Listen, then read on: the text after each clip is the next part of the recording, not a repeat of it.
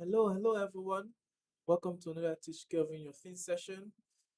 I'm super excited about this session because I'm going to be learning about monorepos, and you're going to come along with me. So our teacher for this session is none other than Juri Strumpflohner. How you doing, Yuri? Hey, doing great. It's super nice to have you on this session. So, would you mind just to kick off telling us who Yuri is, what you do, and your whole bout with monorepos? Yeah, sure. So yeah, I said like my name is Yuri. I'm from the very northern part of Italy, so in the middle of the Alps.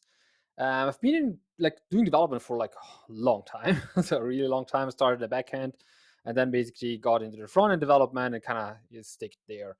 And since about like mostly 2.5 years now already, I work at a company called Narwhal, and we develop like development tools for the front end, and mostly monorepos, but like those tools can also be used outside of the monorepos. But like those are probably like our main like interests and our main capacities that we have. So we do a lot of consulting around that, and both monorepo tools that we now maintain and push forward are open source.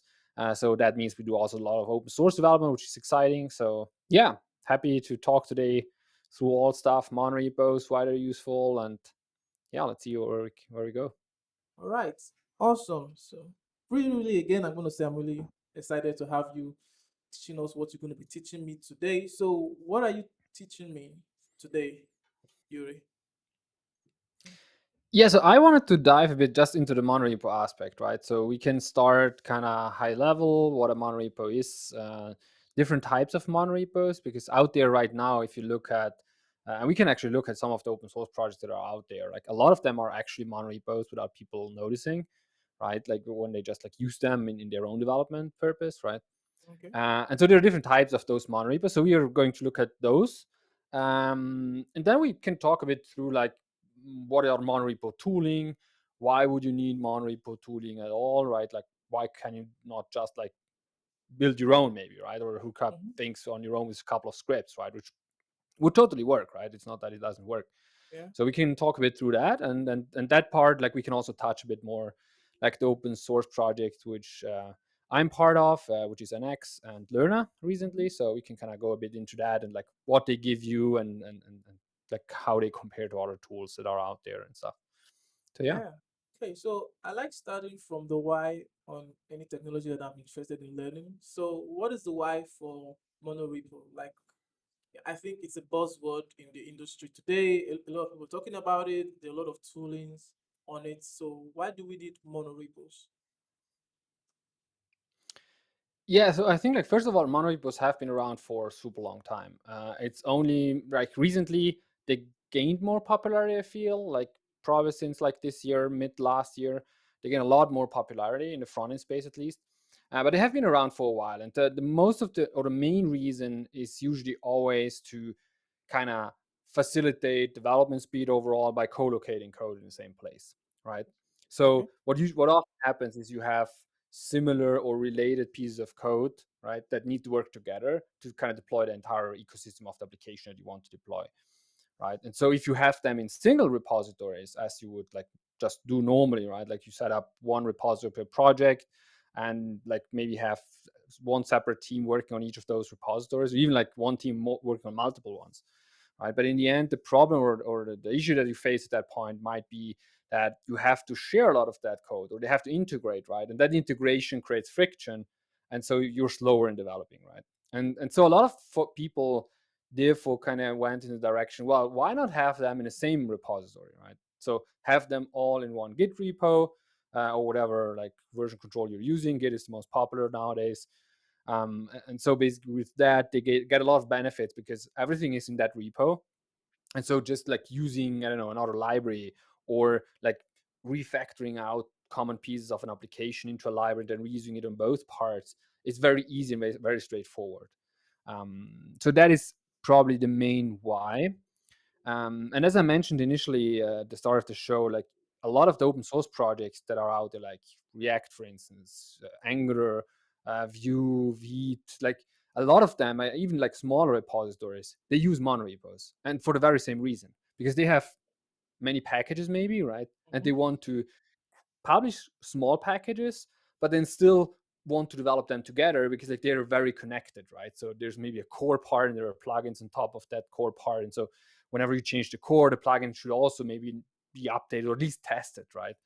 And so having it in the monorepo is obviously very beneficial because you have everything there, all the end-to-end tests, all the tests you run, maybe the demo app that kind of integrates multiple parts. So it's very easy to kind of develop in that environment. But yeah, it also has its challenges, that's for sure. I mean, like nothing is like a golden hammer because like, otherwise we would just use monorepos for everything, right? So whenever you go into monorepos, like you should like think about a couple of things that are definitely worth noting before you get started, to kind of not hit roadblocks down the road where you're like, oh, it looked like a good idea, but now I'm like 2 months in my monorepo and it's like a mess, right? I Yeah. cannot kind of keep working on it. Cool. So from what you've said, I think I gather that monorepos are not monoliths in the sense that all the packages are in the same repo. But so, for instance, when I was building salescast.com, I had a client on the server, two separate repo.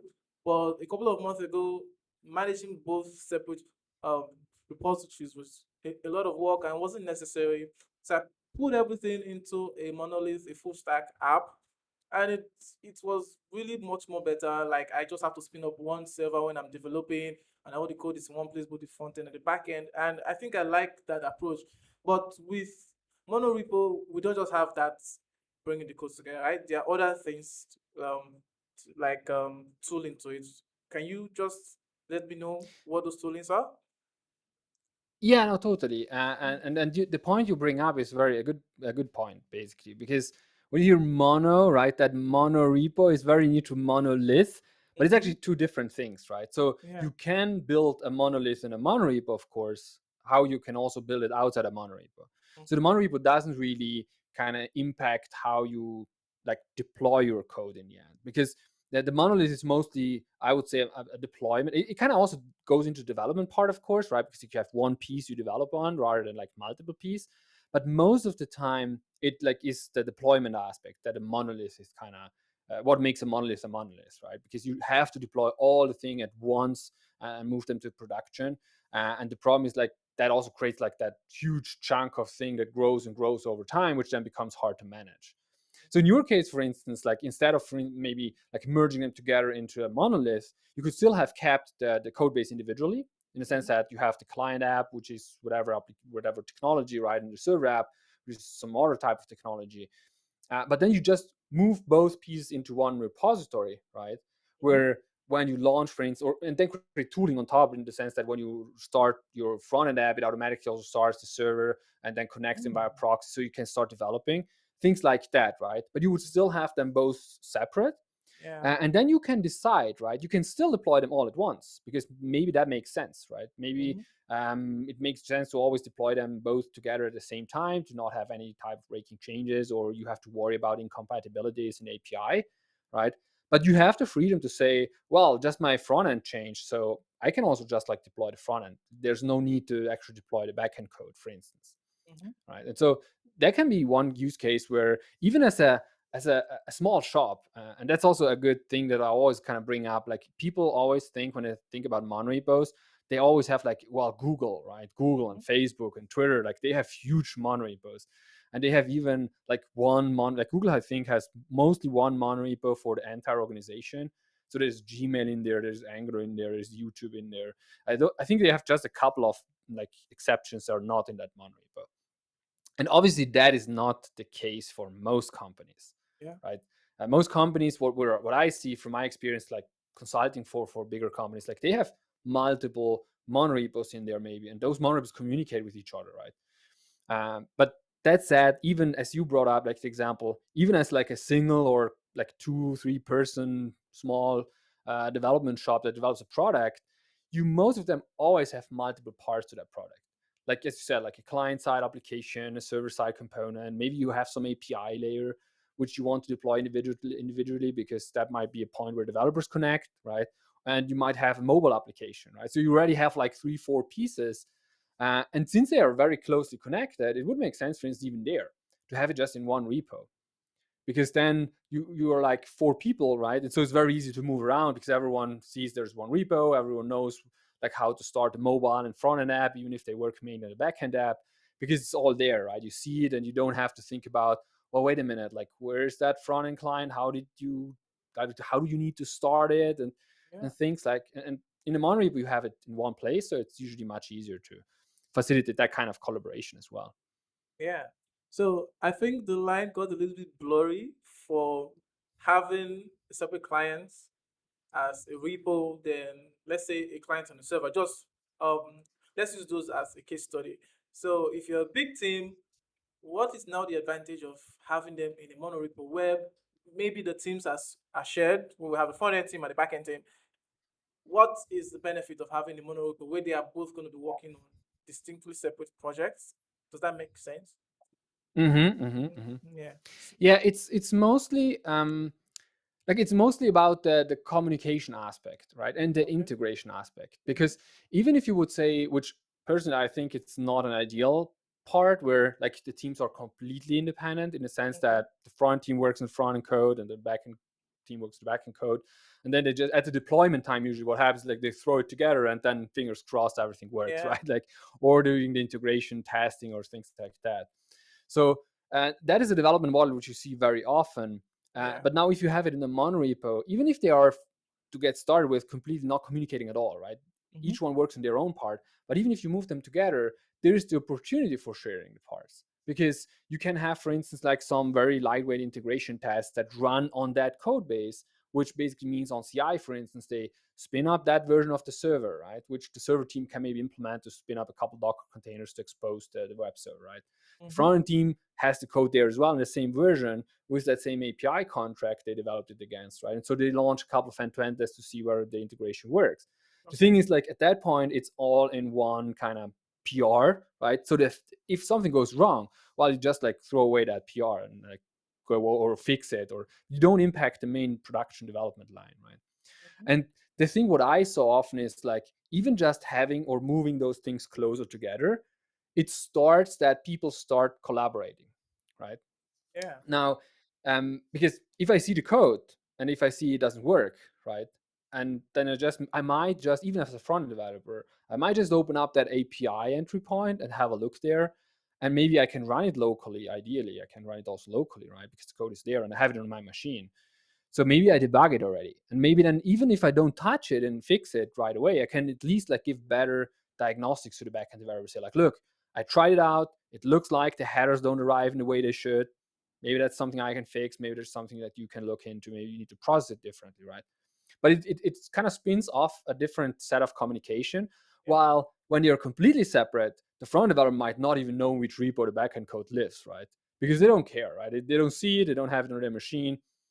Who knows like where that code lives, especially in bigger corporations, that you actually don't know where that repository is, right? Which you deploy or develop against. Maybe they give you just a set of mock endpoints and that's it, right? So I think like even from, if you don't plan a whole lot of collaboration initially, it definitely spins off those or kicks off those collaboration initiatives, and then over time you might ideally start creating like more integrated contracts with the backend, right, that can run better testing. There are like new projects out there, for instance, which is the one like trpcio or something, which is like especially for backend node applications, you can Yeah. actually have type safe APIs Hmm. across the backend into the front end, right? Hmm. And those are an ideal or very cool examples, which we often also see like in Nx based monorepos, where people like have those shared TypeScript types in the backend API and based on the types they expose, but they consume it also in the front end code. And so that means if someone kind of changes in the backend as a backend developer that type, it wouldn't compile, right? So it would break at compile time in CI. And you cannot have, or it's hard to achieve like such a setup if you have distinct repositories. So it's all about like that type of communication mainly. So Yeah, I like it. So the point of teams being in silos, like they're just in the black box, like I'm the client, I don't know anything happening to the server, and vice versa. I think it's in a monorepo setting, it's actually good to have that shared awareness that okay, even though I'm on the client, I really know where this server code is, and maybe perhaps they're in one language, like maybe JavaScript. You could easily just cut across teams, right, and just check the codes. That makes sense. But still, you could check the code, but there is still this separation that okay, this is the server package, but it lives in a monorepo. So that makes sense. Oh, I, absolutely, yeah, absolutely. I Yeah. like it. I like it. Super good so far. So I think we've talked quite a bit on monorepos. So I think that's the concept. So let's talk about what really help us implement monorepo. So from someone that hasn't done any monorepo before, how do you think we should get started simpler? Like, what are the tooling hierarchy that we can build up? Yeah, from maybe a solo dev to like a big organization or something. Mm-hmm, mm-hmm. Mm. Yeah, I think like like what I see is there are two different types of monorepos. Like if you now focus most on the JavaScript space, right? There are Mhm. two different type of monorepos that you can see at the moment out there, which is the more kind of package oriented monorepos, and those are monorepos where you have individual like packages that are have their own package JSON, they have their own node modules and everything, right? And they're just co-located in the same repo, and they might share some code among them, right? Mhm. And so for that sharing part, there is already kind of some solutions out there, such as like NPM workspaces or Yarn workspace or PNPM workspace. Like those are mostly the three ones that kind of came up recently or since a couple of years now that they support some sort of sharing, easy sharing, and those are the package based. And if you look at, and maybe we can even kind of let me actually share some screen just to Yeah. show. Maybe it's easier. Okay. Yeah. Just at a high level, if we look at, Okay. I'm sharing the screen now. um, let's look at the GitHub, Facebook, React. Still find it. So if you look at, for instance, the React repos, let me make this a bit bigger. And let's go, for instance, to the Angular one, right? Those are Mm-hmm. some examples which are kind of open source packages, right? But they also use a monorepo. And if you look, most of them have that packages folder. Yeah. And then if you go in here, you see the various kind of packages that they export, right? React DOM, React Fetch. Like those are individual packages that they built in isolation, and then they kind of publish it to npm. Another example, I think, which I recently saw because I was preparing a talk for Vite, is the Vite repository, I think. That is another example, right? Like this, the Vite package Yeah. repository on GitHub, they also use a packages folder where you can clearly see. This is a bit easier to explain because it just has a couple packages. So you can see you have that Vite package, then you have the plugin for Vue, which is like building on top of that Vite, I guess, right? And similar for React, and then you have like some Vue.jsx and some couple of other things in here. But this is a super simple monorepo, right? But this is what I call a package-based monorepo. So why is that? Well, each of these, actually, let me stay in here. Each of these, they have their package JSON in here, right? So if you open this up, you can see it kind of has its version. It has basically the entry point, of course, exports and stuff. There's like the dependencies. Where is it? Like here, all the dependencies this package uses, like the dev dependencies and other type of dependencies. There are the scripts. So how do you build? How do you test this specific package? How do you run this? And this is for all the packages in here, right? And now if we go back, for instance, to the React one specifically, then let me see, actually, maybe we find an entry point in there. So this is similar setup, right? You see a version. Now this one here, you can see this one is version 2.1.0, while the other one was something like 3.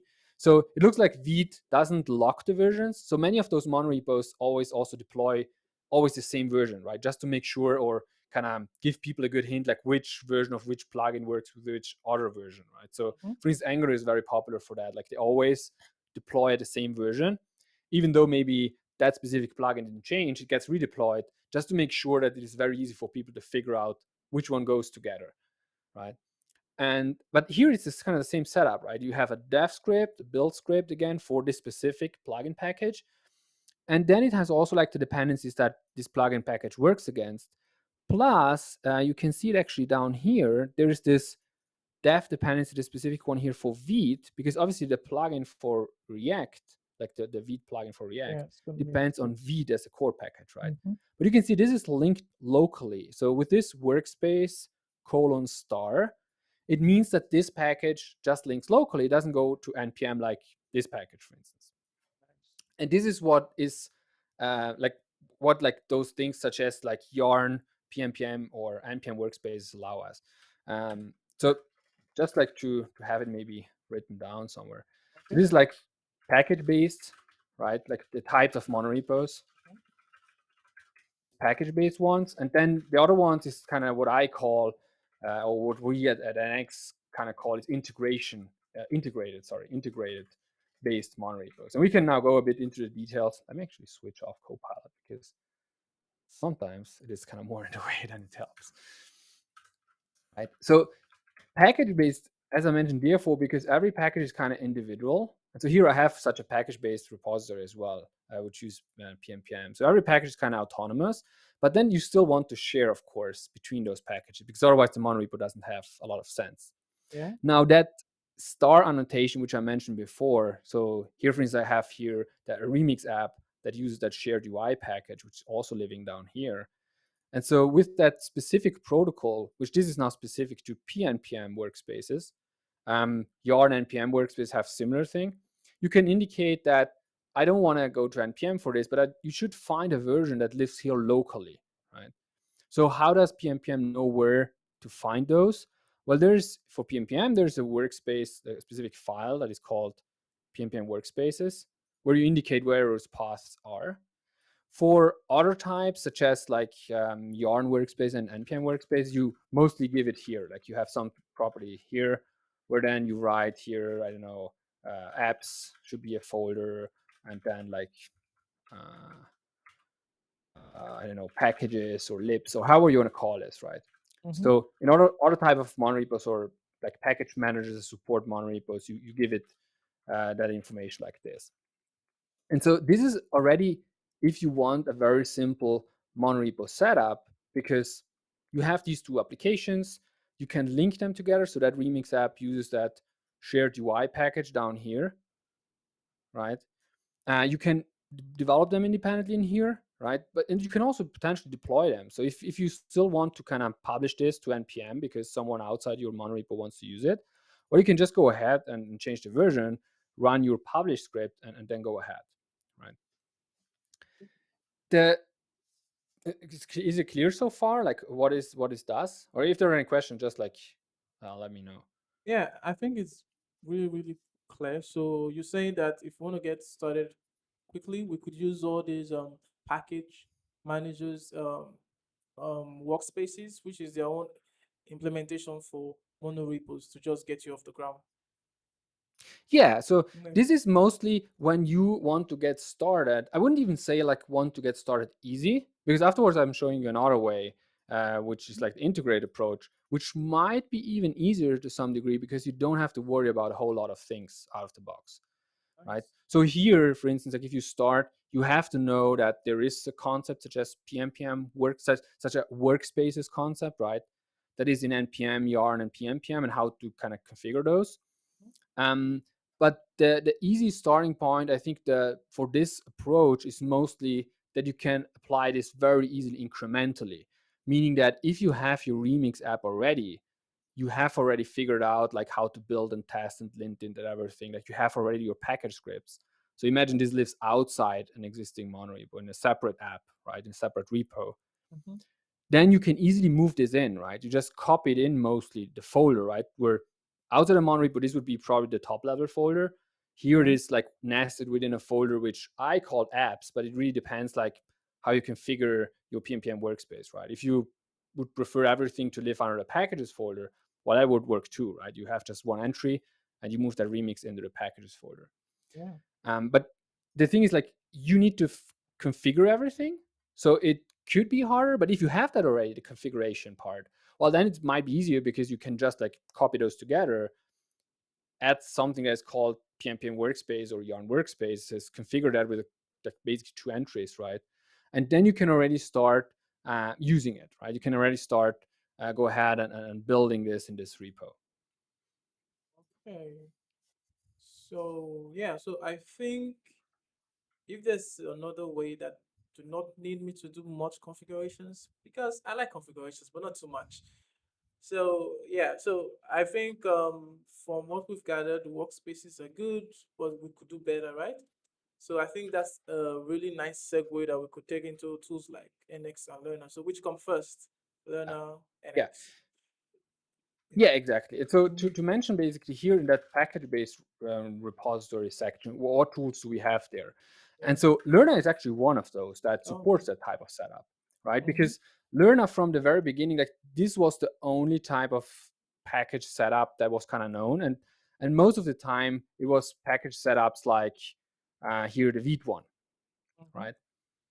Things like where you just have a packages folder. I think like Vite also has something that's called Playground. Yeah, they have a Playground, which they have like applications in there, which serve as a Playground application to test out features, like basically as they develop, right? And so Lerna was actually one of the first monorepo tooling for JavaScript. And they adopted this kind of approach where they allowed the easy linking thing, right? Because things like PNPM workspaces, which you have seen before, like things like this, right? Where you configure how the local linking works, they didn't exist, right? So NPM and Yarn and PNPM workspaces, they didn't have that concept of local linking.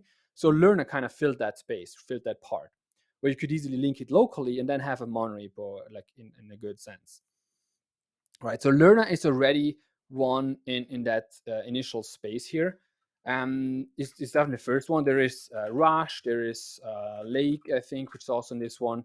There's Turbo, which is also in the package-based section, and there's NX. Like NX can also do like the package-based setup. Okay. So in fact, like just before we move over to the next one, if you look at this one here, there is like you see that NX JSON and the Yeah. top level package JSON of your monorepo. You see that NX dependency. Mm-hmm. So this is where we added in actually NX already. Okay. So maybe before we jump over, like why did we do that, right? If we said we have already PNPM workspaces, Yeah. we could actually just use that, right? Mm-hmm. And that's true. You can just use that. For instance, you can go and like build recursively all the packages in your like in that PNPM workspace, right? So you could actually do something like PNPM. I think dash R unbuild, for instance, right? So what this would do is it would go and look at all the packages that are defined in this workspace in these two folders, look at the actual package JSON scripts, and then go and find that build, right? Which I invoke here. And so it does it for the Remix app here. It would also do it for the shared UI down here, which I think has also built. Yeah, has also built script, right? And so we just now recursively go and build all those, right? And this is already very handy, right? Because you don't have to go in like CD into the first folder build and go out and go into the next folder and so on. The thing is, however, like as you keep growing this monorepo, as you keep adding more and more stuff, this build obviously will keep growing, right? Yeah. Because you don't, even if the single builds are fast, even if they just take like say like in the ideal case couple of 100 milliseconds or something, maybe like half a second, obviously if you have like 200 projects in there, it will take a long time, right? It will take much longer. And so that's why you need then at some point to have like tooling that provides like features on top of what just PNPM or NPM workspaces provide.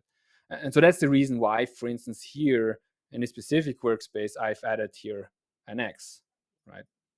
So why is that? Well, for instance, if I go here, I don't use like the PNPM way of building package, but I use NX. I could do something like NX run many, which is the command for just run many command, like on many targets, basically a single command, which is like the target is like build, which I want to run. So if I run this, you can see the output looks a bit different already. It's kind of more dynamic, where you see Mm-hmm. each single project build much more clearly. And this is very useful if you have like a long list of projects that need to be built. But at the same time, like if I rerun this now, you can see it's super fast, right? It just took 70 milliseconds. Mm. rather than like 3 3 seconds seconds. before. Yeah. Uh, and this is because things like caching are there, right? So this is like what those tools provide you in addition, that what PNPM obviously doesn't do. So caching means that whenever you like run a build on a package in here, but you don't change things like changing parameters like the source code, of course, maybe environment variables or other things you specify, it doesn't rerun the same computation again because it doesn't make sense, right? You didn't change anything that would be critical for the actual build outcome. Mm-hmm. And so it just doesn't change it. And this restores not only, you see like the output here is exactly the same as you have seen before, Yeah. right? Even though this has been just restored from the file system, right? So out of a cache. You can just see basically that it has been pulled out of the cache because we write it explicitly in the case of Nx here that this was in the cache, so we don't touch it, we just restore it. But also the build output itself, right? So for instance, here for the Remix app, it like builds into that build directory. So if I remove this one here, and also maybe for the package here, this folder, right? If I remove this and I rerun the build, it is still cached. You see it's still super fast. It took slightly longer. Why? Because now it had to restore files because we deleted it, Yeah. right? But the files are here again.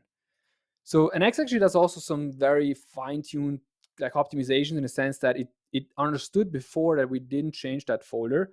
So it doesn't even remove and restore it from the cache. It doesn't just leave it as is in that folder there. So that's why we saw it being super fast. And now it's a bit slower because now we kind of need to write to the file system. So this is basically the difference for restoring the file onto the folder structure again, right? But so this is like one feature, for instance, why you need such a tooling on top of things.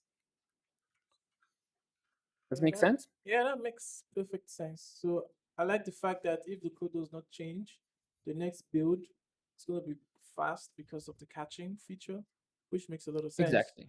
Yeah. So Exactly. okay, cool. So I'm just gonna ship in a question. So I ran into a tweet by Ken C. Dots where he was kind of complaining that if I want to contribute to just one package in a monorepo, why do I have to run the dependency for everything?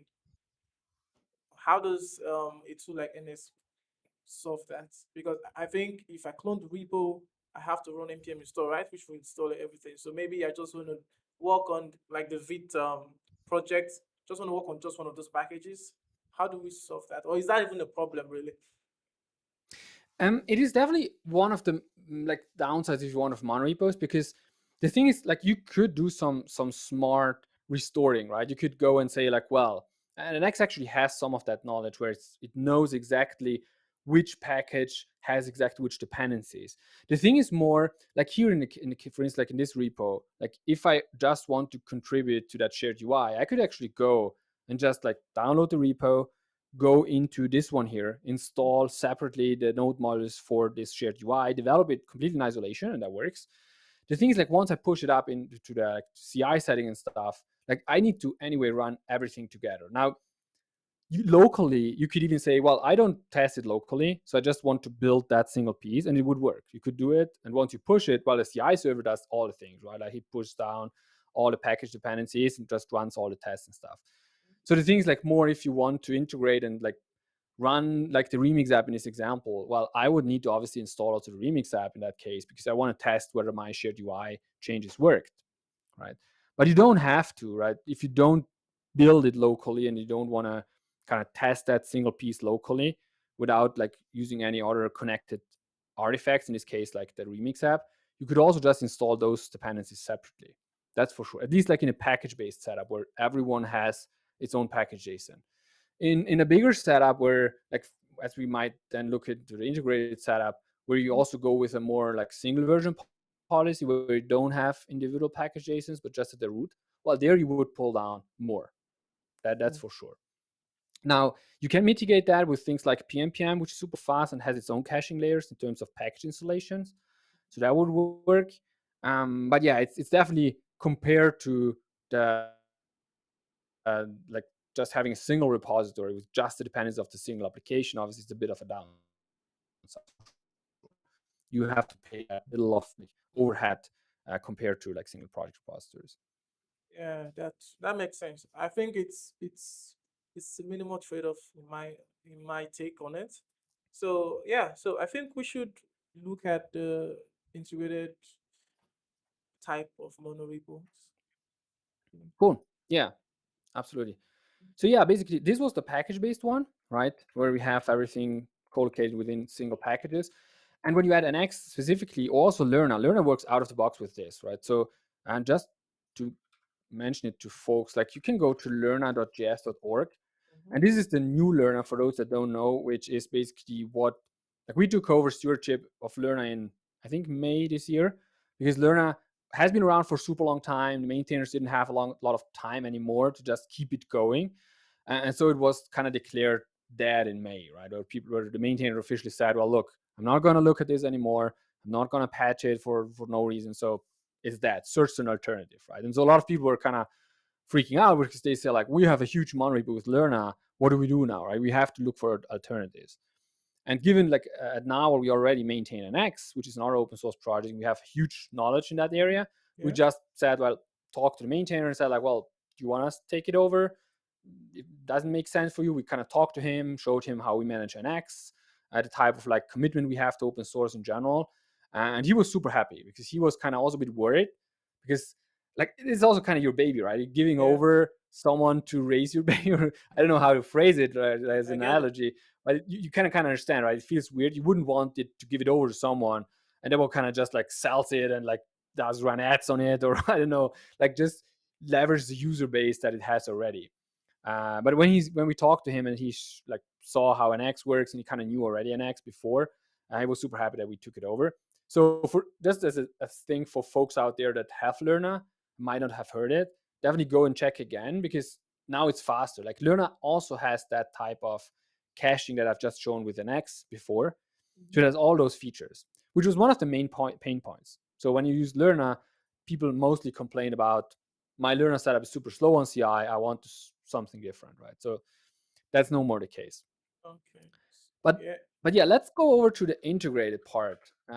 So in the integrated part, we have tools like one that popular for sure is Bazel, which is the one from Google. Yeah.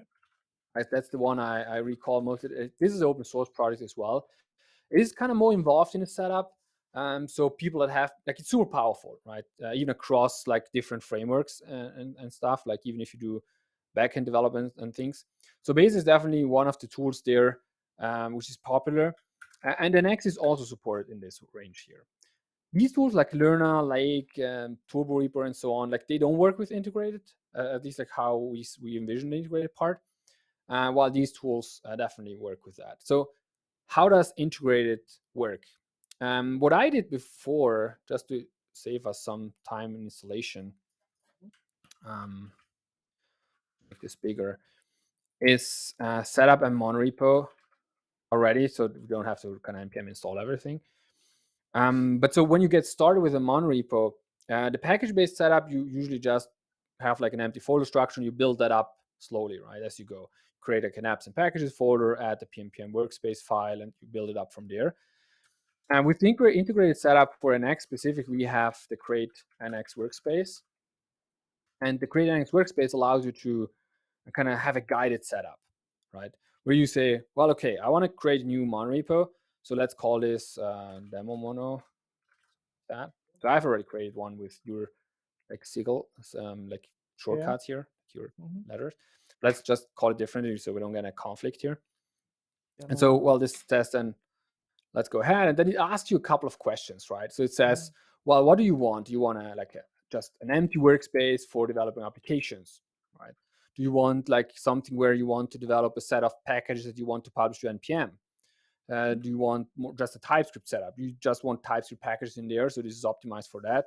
Or do you want more frameworks, right? React or Angular or Next.js or Nest or Express? Like these are basically templates that are pre-made to set up things in a manner that works best for your use case, right? And so once you choose something, you then give it a name. Let's say like demo app or something. And then you choose basically a couple of different configurations throughout the setup. And it pre-configures your workspace in the best possible way to work. Right. So I have done that already. So I've chosen, let me see where it is actually here. So I've chosen the Angular setup. but actually you could have the React setup or whatever you want. And these are, you can imagine like a setup now which is configured or pre-configured in the best possible way to work in a monorepo. So meaning React in this case is configured already to work in a monorepo to use things like TypeScript, such that that TypeScript is already shared between applications, and not like every app has its own like slightly different version of TypeScript, its own different setup, right? Things like that. So this is already pre-configured. How does that look like? Well, for instance, here we have our Angular application, right? You don't see a package JSON in here, because the only package JSON that you have is at the very root one. So this is the package JSON down here. And this is like a thing which we promote with the integrated setup of a Monorepo in NX, to have a single version policy. So all the package versions are in here. When you deploy, NX is intelligent enough to just pick out the dependencies that you have for that backend deployment that you want to have, because that might be useful, because otherwise you don't want to pull like all those into your packages that you deploy then afterwards, right? But the advantage is obviously that there's just one version, in this case of Angular. There's one version of like TypeScript that you want to use for development, right? So you don't have those conflicts. And it has the trade-off that you need to invest a bit more over time, right? Like whenever you, for instance, upgrade your applications, or you upgrade them all, right? There's not one application that's left behind, which might seem crazy, right? But then over time, it gives you much better experience, because what a lot of people that I see that go into monorepos, they start quickly and they're like, oh, this is so cool, right? Like especially with package-based ones. They just like pull things together and start developing, right? And then one team upgrades React, the other team upgrades TypeScript, because they work still independently to some way, right? And then like they have a shared library, and the other team says, oh, there's already like the authentication library built, right? Well, let me reuse it. But it uses a different version of TypeScript. And then you run into the situation where like your NPM or Yarn kind of resolves those versions in a weird way, where you then run into runtime errors or stuff like that, right? So that is the main downside. The thing is also to say that when you upgrade, usually see what are the problems. Like with Angular, for instance, like the type of errors you get when upgrading. So it's also very straightforward usually to upgrade different applications, because you know what that error means and how to fix it, right? While otherwise, if you upgrade like in different steps, you have to kind of do it over and over again. So that is one particularity. But I think the biggest benefits of this setup is mostly the kind of tooling that you get out of the box that you don't have to worry about. So for instance, in this case here, you don't have to worry about things like PNPM workspaces or Yarn workspaces or NPM workspaces, right? Because this is already pre-set up for you. How does it work? Well, let's actually just try it out, right? So we can just go ahead, for instance, and add a library and see like how we can like use that library in that application up here.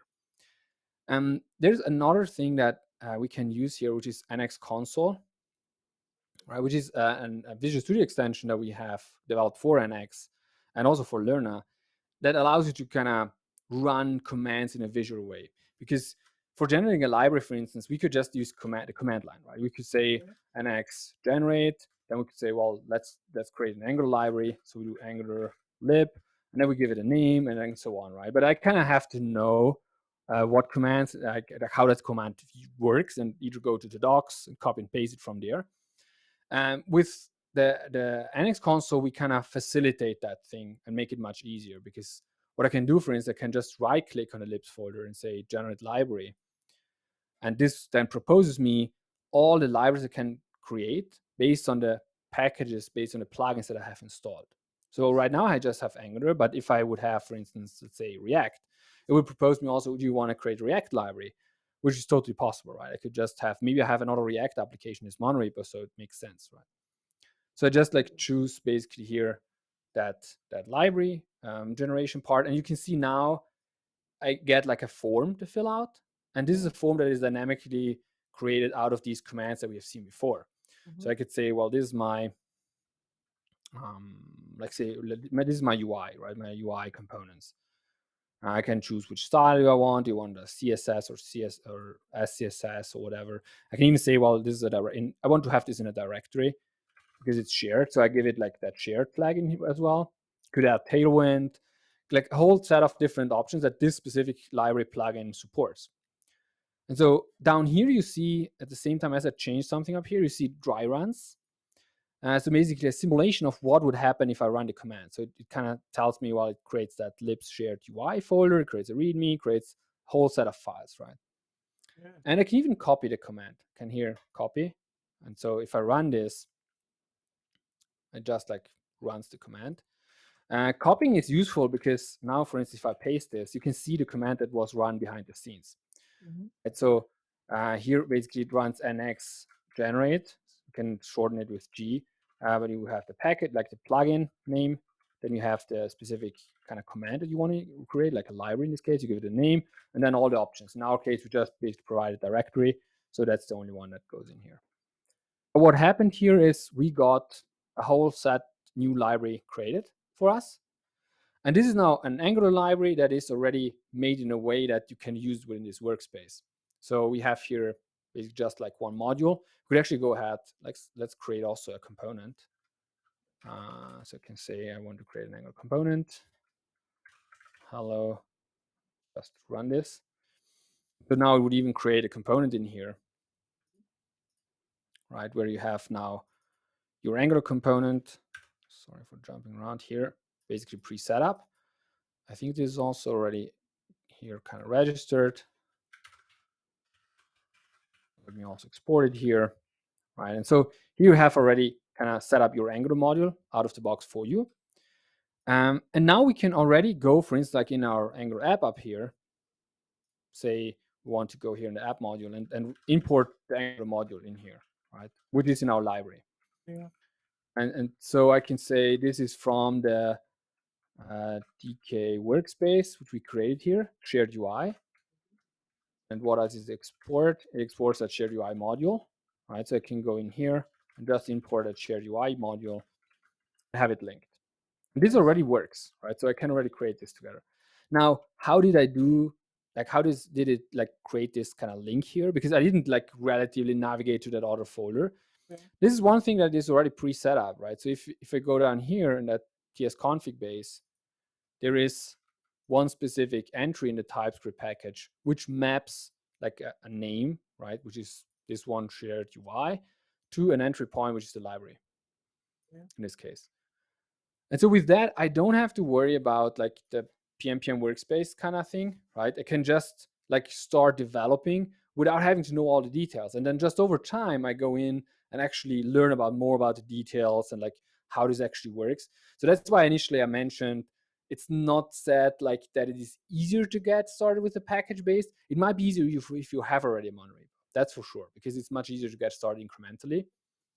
While in this case, it's easier because you basically don't worry about the configuration at all, right? So you just run commands that set up your application, and they set it up in a way that you don't have to know things about like how to build, like how to run the webpack underneath or the vite config or whatever. This is kind of pre-managed by those plugins for you. So that's kind of the added advantage here. Yeah. Cool. That's quite nice. So I have one question, which is, let's say, for my first example, which is my own project, which is scans.com. If I have with the server and the client running on different ports, how do I connect them to, like, yeah, I think you mentioned that we could use like these wonderful tools to start up development and you get the different local hosts running. How do we do that? Yeah. For instance, let's actually try, because there's one plugin for NX that is over here. If you go to NxDev community, or actually, but community, those are the community kind of plugins. So not all plugins are provided by us from the Next team. So those provided by the Next team are like prefixed with novel slash, right? But as you can see, like there's a lot of others, like for capacitor, for Ionic, and whatnot. Mm-hmm. The Nest, however, we could add a Nest application because that's the easiest one for backend application support. So there is like, where is it? Nest here. Mm-hmm. There's a Nest plugin here, which I could go and like set up in our workspace, right? So either use it as a preset from the get-go, as we have seen, or you just like add that specific one. Like I think I Okay. have used yarn here, so I just copy this plugin. Mm-hmm. I go over here and I add this to my development dependencies.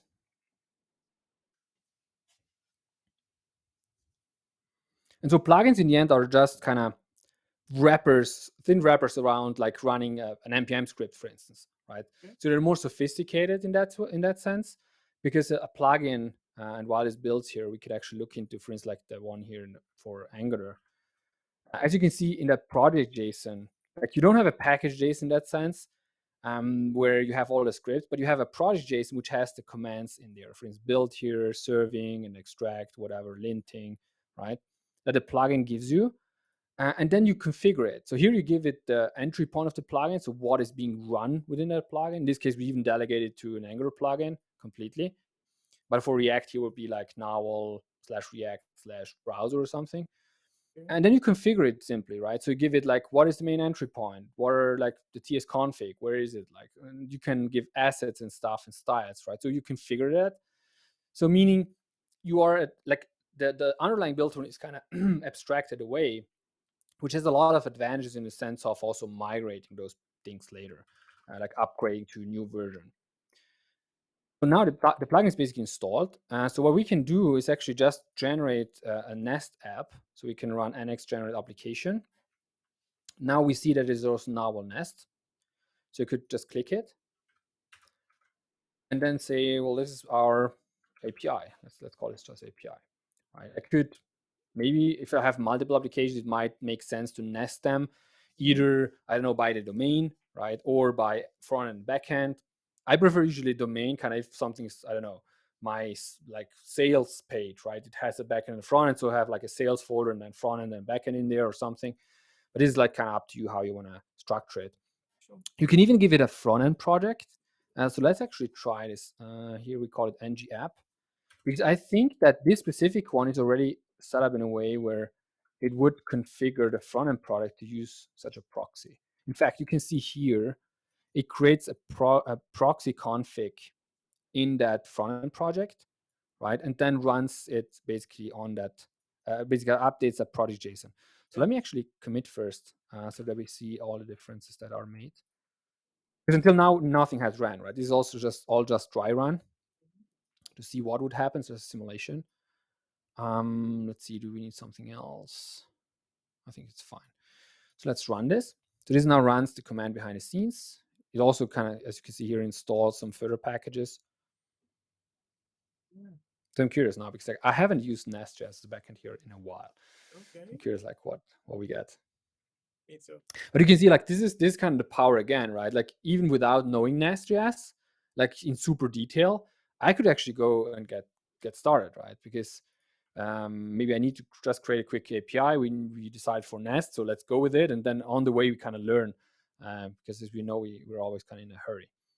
Yeah. So here you see now we have the new API project. Again, it has similar structure. You see the project JSON where you would configure like the application. You can see again a build, not executor, which is kind of how to say, like that would be the equivalent of an npm script. Yeah. This is delegated to this one here. So it uses Webpack underneath to build. Here's a couple of options. Now let me see, I'm curious more about what changed in the front end project. So where is it here? Exactly. So in the project JSON of my Angular app, for instance, it added here a new option, which is proxy config, which is here apps ng app proxy config. And that's a new file that was created in here, which says, okay, which says basically all that kind of goes to /API within the Angular project here is automatically forward to this port. And this port is probably where my API would live, I guess. Probably that's the default one. Let me see. Serve. Yeah, it's probably the default one because I don't see anything specified here explicitly, right? And now basically you can start running those, right? So we could say, let actually, could run it here, just run serve API, or also just like run the command, basically command line. So let's see here, we should have our Nest API server. Let me make this bigger. Nice. Right. And similarly, we could go and say here, run serve my front-end application, which is the ng app.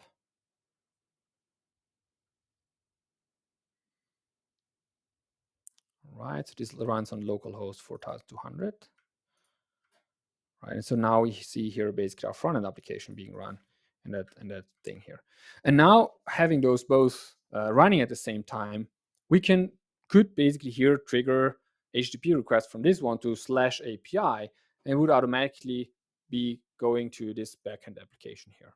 Right, now if you want to run them kind of at the same time with one single command, you could kind of create that with a small wrapper, right, where you say, let's actually create one. Let's actually commit this first, so we have that backed up.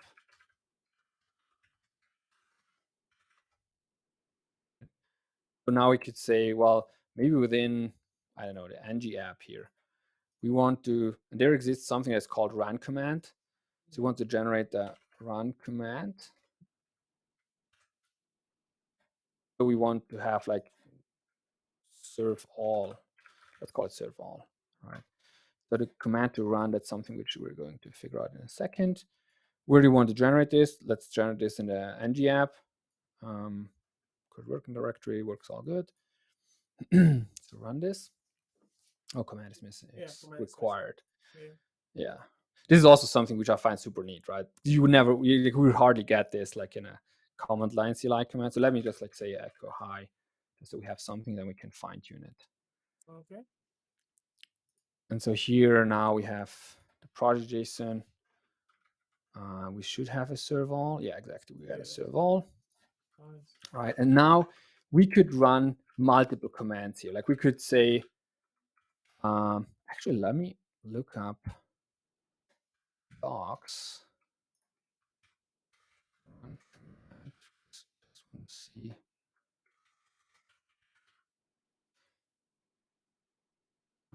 Commands. How you run multiple commands here.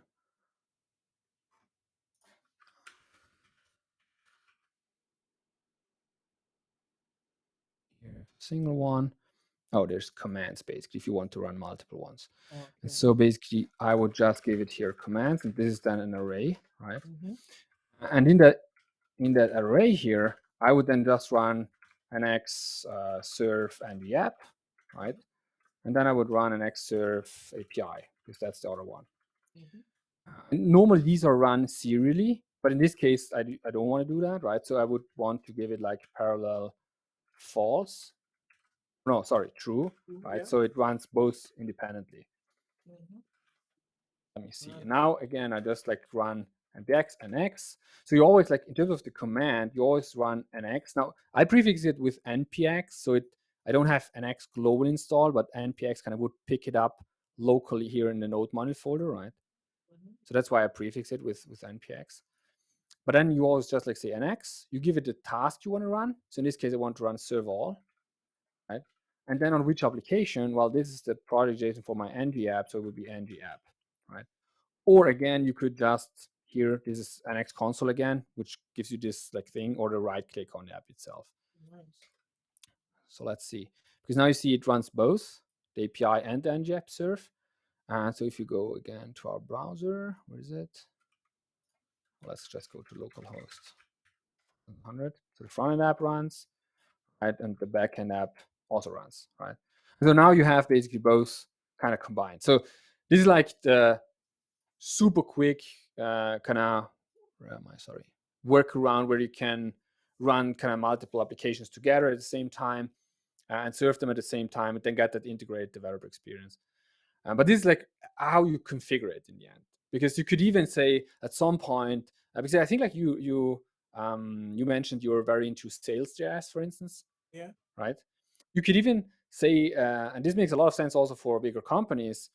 Well, we are very much into this like technology, or even we are into React, but we do React in a specific way that makes sense to us. So you could create such a plugin as we have installed, right? Like the Nest.js one. You could create it on your own, and it's actually not that difficult. Such that then you can like decide how this one works. How does the serving work, right? Because you control it basically in the end. So developing a plugin is actually pretty straightforward.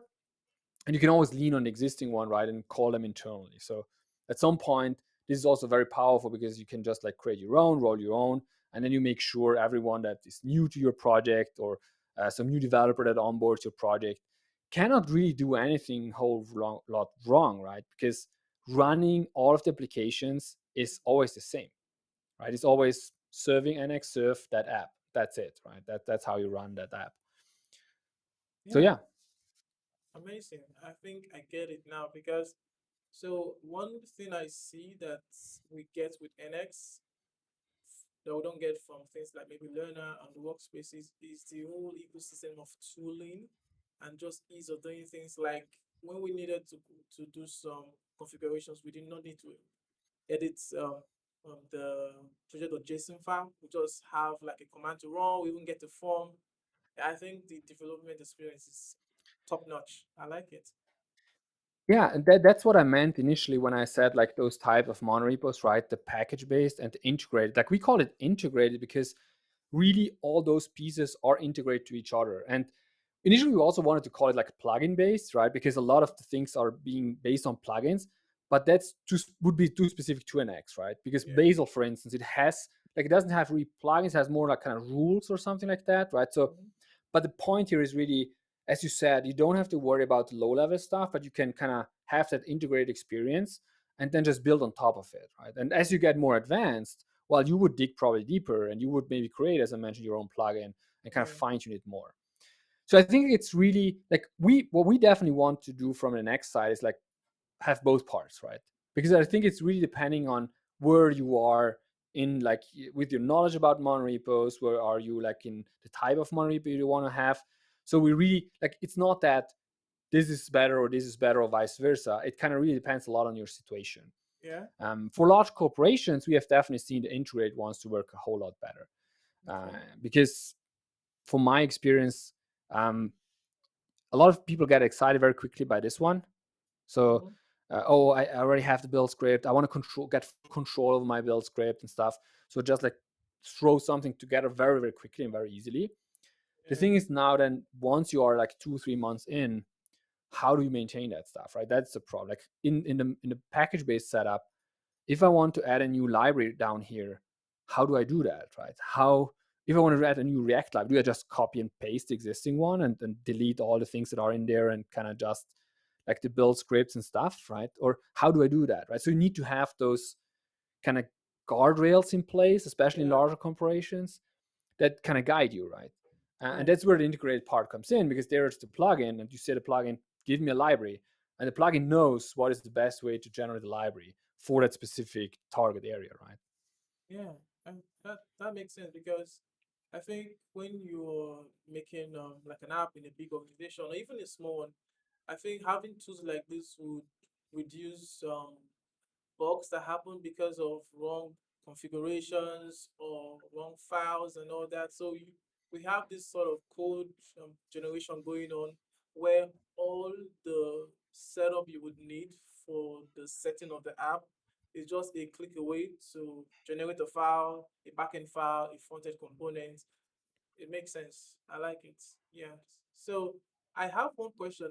I don't personally use it in local development, but it's sort of a reach now. How does Docker tie into all of this? So like maybe you want to start your apps in Docker locally. I don't know. Does that even make sense in the setting of NX? Yeah, totally. I mean, like in the end, what that does is mostly just like hooking either to the build part, right, where you want to kind of, or mostly probably the deployment part as well, where you want to package it up as a Docker container Mhm. and then deploy it, like, or run it in your pipeline and then deploy it to some Docker environment. So it's mostly the maybe build step as well, very often the actual deployment step. Mhm. You could also hook it into the serving part if you want to use Docker containers to serve locally. Now the setup there kind of depends because like, do you want to develop within the Docker container? Do you just want to share the file system with the Docker container? So basically you have like your development Docker container set up, which just mounts your local share and stuff like that. So that is very like it really depends on what you want to achieve there. But what you do is mostly hook in onto this part here, right? Okay. So like change this part with a custom plugin, or just like mount a file system, install most of just the dependencies that you want, like Node and those things, and then run Nx as you would normally do, but from within a Docker container, which you use locally for development, right? So that's the development aspect of the Docker containers. So it really depends like how involved you have it, or how like lightweight or whatnot you have your local development with Yeah. Docker.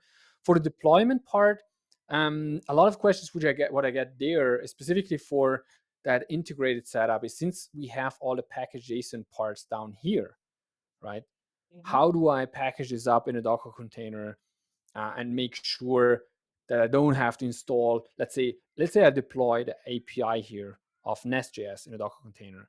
And I don't want to obviously have to install in the Docker container like all the Angular parts, because it doesn't make sense, Mm-hmm. right? So Nx has there already the knowledge. I think there is an option. Let me see whether I can recall it out of my mind. Let's see where. Yeah, generate package JSON. So you could say like for maybe your production part here, right? Okay. You have a generate package JSON, and what this would do is it would kind of generate a package JSON file based on the dependencies that you have. Let me actually try this out. See what happens. Because Nx has behind the scenes for all operation Nx does, it has kind of a graph, right, which Okay. involves the projects, but also the packages. So let me actually stop here. That's the sharing. Let me actually just quickly show you what I mean with that. So you can run a command also to show that graph, which is that npx nx graph. Mm-hmm. And this would just serve it up in a browser. And here you can now see, for instance, how these things are related, right? You see there's an ng app, which uses that shared UI package, right? Mm-hmm. And that shared, like those are connected. There's an end-to-end test even connected to this one. And then there's the API layer, which right now, it is kind of connected to this in the sense of like ng app talking to an API Yeah. part over HTTP, but we don't show that here because it's like a very light connection. Yeah. What you don't see here, at least not now, we might include this, is that there's also the knowledge behind the scenes, like what packages does the API project depend on, like NPM packages, not workspace packages, right? So, and now let me see actually the build output here that got produced. But you see now there's that API project, which is our Nest.js app. And Mm-hmm. if I go into the package JSON, you can see that these are the packages that we have in there. Right? There's no Angular package. There wasn't even a package JSON here in that API project before. So this package JSON has been generated at runtime, at the build time, basically, not at runtime, at build time Yeah. when we run that build script, based on the knowledge that Nx has on which package that API uses, That's right? brilliant. And you can even like fine tune this, because if you say like, well, these are the dependencies that I import, right? Because maybe in that API, I just run some import in a controller, and X figures that out and it would add it here. But you could even have some custom things where you say, well, sure, but I want to have my custom package JSON where like, let me do it here, where I don't like specify the dependencies, or maybe I do even just a couple ones that I want to hard code that are always there, right? Because I need them. But I might have like the script section in here, right? Because I want to have like, I don't know, I want to have a build script, a custom one just in here. Let's actually call this like Docker run script or something like that you invoke then from within your Docker container after building, right? So Yeah. you can even combine those, if I'm not mistaken. I've tried it out for a while. But if I run this build again, I should get, ideally, if I've not done something wrong, a merge of these two, as you can see. Yeah. Now I have the dependencies which got created, but I also have that build script left in, or that Docker run script. And so in this way, you can, for instance, set up the Docker environment, right? Where Yeah. you build this, you get a folder which you can configure where that folder is, right, on your CI, and then you run a Docker build on top of this one, right? Maybe you Mm-hmm. have already a Docker file here, which you just copy over and then run the actual Docker commands on top of this directory. But then you just install these dependencies. You wouldn't install like all the dependencies of the Monorepo for building a Docker container, right? So that case is being handled. Because obviously this comes up always again, right? If you have Yeah. that single version policy where you have just one package JSON at the root. So yeah, Nice. those are things that. that you Oh, could do with Docker. yeah, I like the fact that NX could smartly output um, package JSON files for each of the apps in the repo. It makes total sense, and that's smart. I like it. Cool. I think we are at time now, so I'm gonna switch over to this view. And really, I did enjoy this monorepo lecture on NX and Lerna, and I think NX is a beautiful tool. So, do you have anything like you want to plug, like before we round up for the session? Oh yeah, I would probably have like hours and hours to plug in the sense Yeah, that okay. things to could, because like there's like so much like Mhm, behind the scenes that are going on in the sense of what you can add and how you can handle different scenarios. mhm, But yeah, one thing that is definitely a good plug is like our Twitter handle for mhm. Nx, which is NxDevTools. Yeah. Also, we have a YouTube channel, which is Okay. youtube.com/nrwl_io. So that's narwhal.io. Mhm. Because I'm mentioning mostly those two because that's where we publish our content, right? So we Okay. usually promote it from our Twitter channel, but like our YouTube channel recently got a lot of instructional videos, right? It's exactly what I have shown you mostly here in Mhm. terms of what are package-based repos, what are integrated repos, and much more. And then I don't know when this shows comes out, but Yeah. like one thing to plug is definitely NXConf. We Mhm. have that on October 17th. And that is basically, we have it in person. So if you want to travel, we're planning a very like VIP like special event for the in-person people because we kind of limited it to 100, 150 people there. So keep it kind of small and Mhm. cozy. And then we have it also live streamed online for free. Mhm. So because we want to have as many people attend as possible. So you need to register to get a Yeah. ticket, but it would definitely. So if you also want to join, like Yeah. definitely sign up for the online ticket, because Mhm. there we have a lot of talks that go around Monorepos, use cases, companies that also speak about how they configure it, how they use it in their day-to-day work. So we have a couple of really cool talks. So definitely looking forward to that one. Yeah, definitely. I'm going to link to all the links or the plugs you've given. So if we want to reach out to you, where can we reach out to you? So I guess Twitter. So what's the handle? Yeah, that is Twitter. Yeah, that Yeah. is Juri, just Juristr. Everything were Mm. kind of written together. That's the best way where you can reach out to me, or just like browse the Monorepos tag on Twitter because like a lot of the Okay. tweets probably are coming from me as well. So Yeah. you definitely will find me there. Yeah. But yeah, Well, definitely if you have questions and stuff, like feel free to reach out. I always appreciate different perspectives and like questions because like those often are new ideas for even like adding to an X or implementing to an X and stuff. yeah, definitely. Thank you a lot. Thank you so much. So, do you have like a final words for anyone, maybe a company or an individual like myself that wants to get started with Monorepo? Like, what's one advice would you give to us? Yeah, I would just try it out. Like maybe if you have some pet project or toy project, just try it out, Mm-hmm. and especially integrated project, look at it and see what it makes sense for you, right? Like the feeling you get, because I usually learn that way. I try it out, play around with it. Let's we have done basically today. Add an API, add a front end project, kind of see how that would work together. Because like, then you get kind of a feeling how those things might work in the real world, and then just go from there and build on top from there. Yeah, awesome. Perfect. Thank you so much, Yuri, for this session. Thank you. Yeah, thanks for having me. It was fun.